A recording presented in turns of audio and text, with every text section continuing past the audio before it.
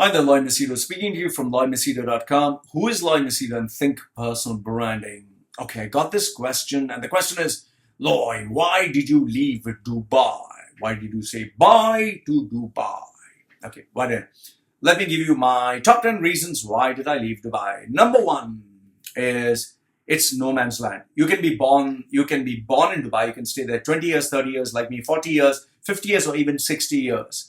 But the day you don't have a visa, you don't have a working visa, or you do not have the funds necessary, like 1 million in the bank, where you can get a visa, you'll be asked to leave the country. So imagine at the age of 60, when you're asked to leave, get out of here. Where do you go? Where do you go? And if you go, let's say, for example, you go back home, nobody knows you, nobody cares about it. How many people do you think are eagerly waiting for you? Oh, at the age of 60, you come back, this old man, we are dying to meet him, let's go hug him. No, nobody cares for you when you're old. So number one, it's a no man's land. So you can be there in Dubai for X number of years, but the day your visa is over, bye-bye. So I decided to leave Dubai. Before they would throw me out, I said, I'll go out on my terms. Number two, the fallacy of money making. Many people, when they look at Dubai, they think, oh, Dubai, big money, big money. Yes. See, the fact of the matter is, where you do get more money, there the expenses are much more. So it is not going to be cheap. And on top of that, if you calculate the hidden costs of, people say no taxes. If you factor in the parking charges, the road toll charges, the fines, the rent, the expensive lifestyle, yes, you can compare it to Hong Kong, you can compare it to whichever country. But if you're earning in that currency for that country, then you'll have to spend like that. Hong Kong, if it pays you much more, it'll charge you also much more. Dubai, if it pays you this much, it'll also charge you this much. That is why, there is this fallacy and people don't use their brains. Number three is, remember this, nationality matters. If you're a white skin with a white passport, you have a better chance of getting a higher position and higher pay. Why? Because there's this fascination for the white skin. That's why if you're white, visa on arrival. But if you're Indian with the white, green card or white passport, oh yes, visa on arrival. But if you're from a third world country, no, where is your visa? Where visa? Where visa? Okay. The second part is, if you're a local, that is, if you're an Emirati citizen of the country, you get paid 10 times, 20 times, much more than your counterpart, expatriate, Indian, Pakistani, Sri Lankan, for the same job. Imagine, same job, same position, same responsibility, same targets, but Indian gets paid here, local gets paid much more, white guy also up here. But normally it's locals even more than that. So keep that in mind. Nationality and passport matters. Number four, your job is your life. You're a slave to your job. You don't have a job, you're nothing. You lose your job, you're finished. If your boss, after stamping a visa, squeezes your balls and tell you, come to work from tomorrow onwards, even though contract may say 5 days a week, he'll tell you, come 6 days a week, because now, market is tight and, things are tough and you have to finish this project. He can even ask you to come 7 days a week. You can't complain, because if you complain and you go to the ministry and say, oh, it's unfair, he'll say, okay, fine, we cancel your visa. Bye-bye. What do you do? Remember this, your job is everything, because that defines who you are. No job, no security, no life. And here's another point. There's no job security in the Middle East. Anytime you can lose your job because of the politics, because of the company not performing, or the economy. So your job defines you.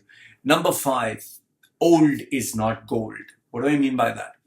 When you go there to Dubai, when you're young, in your 20s, you're ready to work for, 10 hours, 20 hours. You can work for a whole day and okay, fine.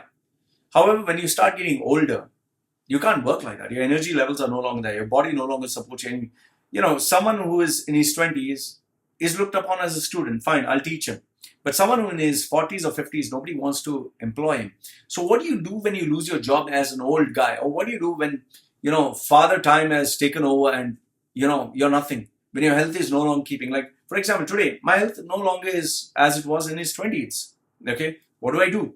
So getting old is a major, major problem. And that is why so many people in their 40s, they're clinging on to their jobs with their lives. Okay, they're ready to do anything the boss says. And that is why at the higher up positions, they are never free for young, talented people.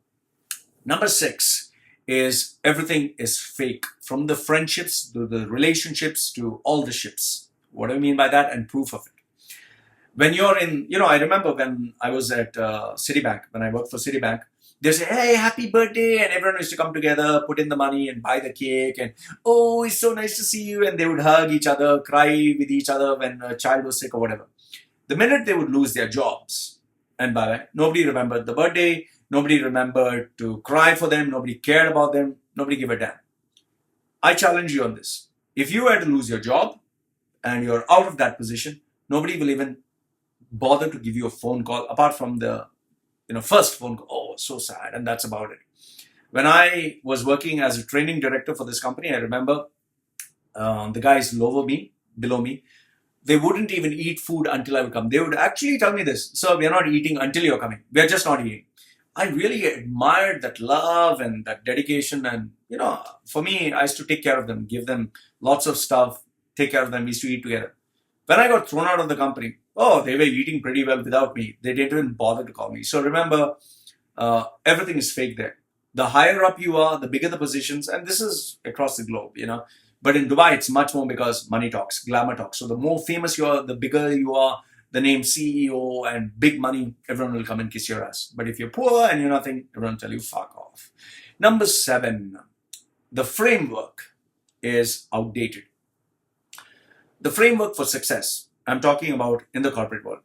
Number 1, like I told you, if you're a local, better chances of success. If you're white skin, better chances of success. Asian, no, not so much. Then you also have male versus female. The number of men, because it's a very Eastern kind of Muslim kind of country, the number of women versus number of men in leadership positions, very, very less. And you can't help it when it's a male-dominated company, okay? And even the laws of employment are totally outdated. For example, if you sign up with a company, you have to stick with the company for 3 years, whether you like it or don't like it. And if you cancel, well, there are repercussions. If you're under a local, an Arab guy, let's say you have a business and you, by default, you have to sign the local and make him your 51% partner. This is a law, okay? You might think I'm bullshitting. It's a law. You create a company, you invest all the money, everything, but by default, by law, you have to get a local guy and say 51% belongs to him. And he can take over the company. You can't do anything about it, okay? So these outdated laws are designed to support the citizens of the country, not the expatriates. So the framework to success is totally against you, okay? Point number 8 is the laws change forever. Today they can have a law, tomorrow they'll scrap it off, day after tomorrow totally a new law. Especially if you want to debate, you can debate the 99 years of freehold property. They made a big hue and cry, they printed it in the newspaper, the government didn't say anything, nobody said anything. People kept investing millions and millions in the market during the property boom, hoping that the 99 years visa I'm going to get, I'm going to be a citizen in this country. When the market crashed, they didn't give their money back. That was number 1. And then they said, we never promised you 99 years. Who the hell told you 99 years? Did the government give any legal notice? So the laws can change just like this, So you can't do anything about it because you're not a citizen. So for me, being there in a country that changes laws forever, it's like, oh, no, thank you very much. Point number 9. This one is more future-based. I left Dubai because I thought of my children and I thought of family life. See, the thing is, the children who are born and raised in Dubai, they're exposed to a fake world where you can't go out and play because it's too hot in the afternoon. There are hardly any places to play and interact. You can only go to play maybe in the shopping mall or with the children, that too in a park which is so bloody humid. And, given the fact that, it's a very fake place, you need to be careful with children. Maybe there's a sexual predator. Most of these guys who are laborers from the Eastern countries, they are just, they have so much of sexual frustration. They look at every child or every woman, it's like as if I've actually seen this. They'll see a small child, they'll start masturbating.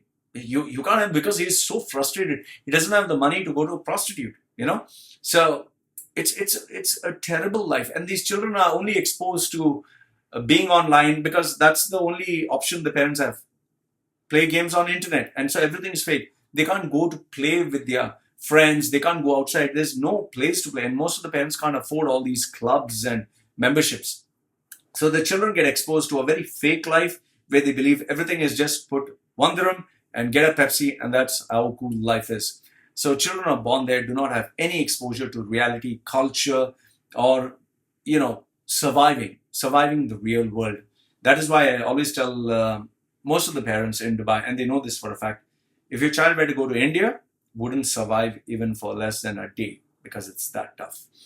Last, if not the least, is the happiness factor. Yes, Dubai came out with this initiative. Yes, the happiness. The happiness is only focused for their happiness. The happiness is not focused for the expatriates.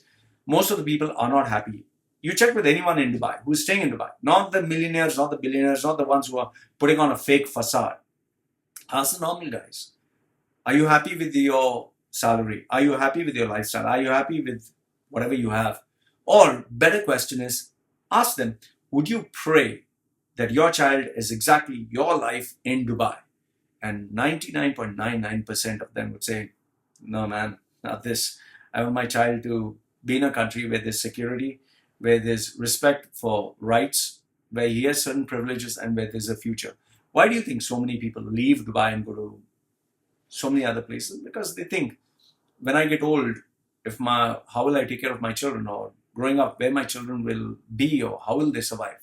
So that is why I decided to leave Dubai, because I wanted my child to have a family, to be with them, to have their feet grounded, and for them to know what is the reality of life, not what is fake.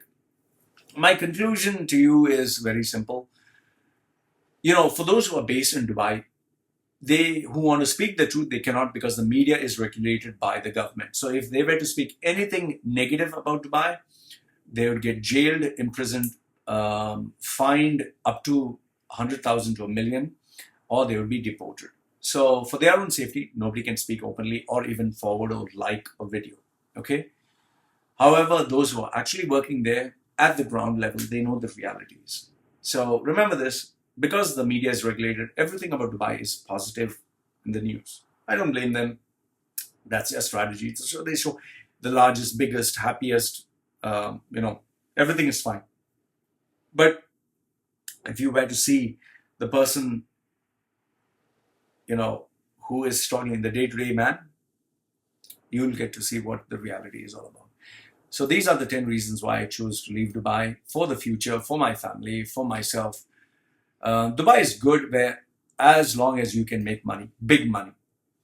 But if you're not making money, your life is stagnant, you're hardly saving anything, and there's no progress, you are dying a very slow death, and eventually it'll catch up.